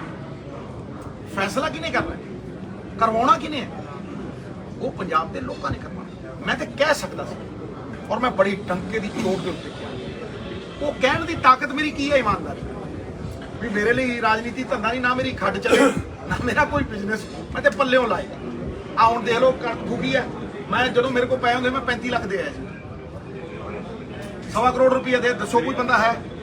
ਅੱਛਾ ਪਾਰਟੀ ਬਦਲੀ ਤੇ ਰਾਜ ਸਭਾ ਛੱਡ ਕੇ ਕੋਈ ਲੈਣ ਥੋੜਾ ਨਾ ਆਏ ਸੀ, ਦੱਸੋ। ਇਸ ਕਰਕੇ ਅੱਜ ਵੀ ਇਹ ਸਾਰੇ ਬੰਦੇ, ਕਾਲੜਾ ਸਾਹਿਬ ਥੋੜਾ ਲੇਟ ਆਏ, ਇਹ ਸਾਰੇ ਬੰਦੇ ਅੱਜ 20-25 MLA ਹੈ ਇੱਥੇ, ਜਿਹੜੇ MLA ਦੇ ਇਲੈਕਸ਼ਨ, ਇਹ ਸਾਰੇ ਬੰਦੇ ਪੰਜਾਬ ਖਾਤਰ ਖੜੇ ਆ। ਤੇ ਜੇ ਅਸੀਂ ਪੰਜਾਬ ਖਾਤਰ ਖੜਾਂਗੇ ਤਾਂ ਹੀ ਸੱਤਾ ਲੈ ਸਕਦੇ। ਸੱਤਾ ਲੈਣ ਲਈ ਨਹੀਂ ਖੜੇ। ਸੱਤਾ ਲੋਕਾਂ ਦੀ ਜ਼ਿੰਦਗੀ ਬਦਲਣ ਲਈ, ਗੱਪਾਂ ਮਾਰਨ ਲਈ ਨਹੀਂ, ਗੱਲਾਂ ਦੇ ਕੜਾ ਲਈ। ਲਾਸਟ ਕੁਐਸਚਨ, ਤੁਸੀਂ ਪੰਜਾਬ ਵਿਕਾਸ ਨੂੰ ਨਿਰਦੇਸ਼ ਤੇ ਕਰ ਰਹੇ ਹੋ ਕਿ ਆਪਣੀ ਲੈਵਲ ਤੇ ਕਰ ਰਹੇ ਹੋ? ਮੇਰੀ ਗੱਲ ਨੂੰ ਸੁਣੋ, ਹਰ ਚੀਜ਼ ਜਿਹੜੀ ਹੈ, ਕੋਈ ਮੈਨੂੰ ਇਹ ਦੱਸੋ 57 ਸਾਲ ਦੀ ਉਮਰ 'ਚ ਕੋਈ ਬੰਦਾ ਨਿਆਣਾ ਹੁੰਦਾ? ਮੈਨੂੰ ਇਹ ਦੱਸ। ਜਦੋਂ ਅਸੀਂ ਆਪੋਜੀਸ਼ਨ ਨੂੰ ਜਵਾਬਦੇਹੀ ਬਣਾ ਰਹੇ ਹਾਂ, ਪੰਜਾਬ ਦੇ ਮੁੱਦੇ ਚੱਕ ਰਹੇ ਹਾਂ, ਅਸੀਂ ਪੰਜਾਬ ਦੇ ਵੀ ਭਲੇ ਲਈ ਕਰ ਰਹੇ ਹਾਂ, ਕਾਂਗਰਸ ਦੇ ਵੀ ਭਲੇ ਲਈ ਕਰ ਰਹੇ ਹਾਂ। ਇੱਥੇ ਉੱਠੋ, ਕਾਂਗਰਸ ਘਰੇ ਬਹਿ ਕੇ ਤੇ ਨਹੀਂ ਉੱਠਣੀ।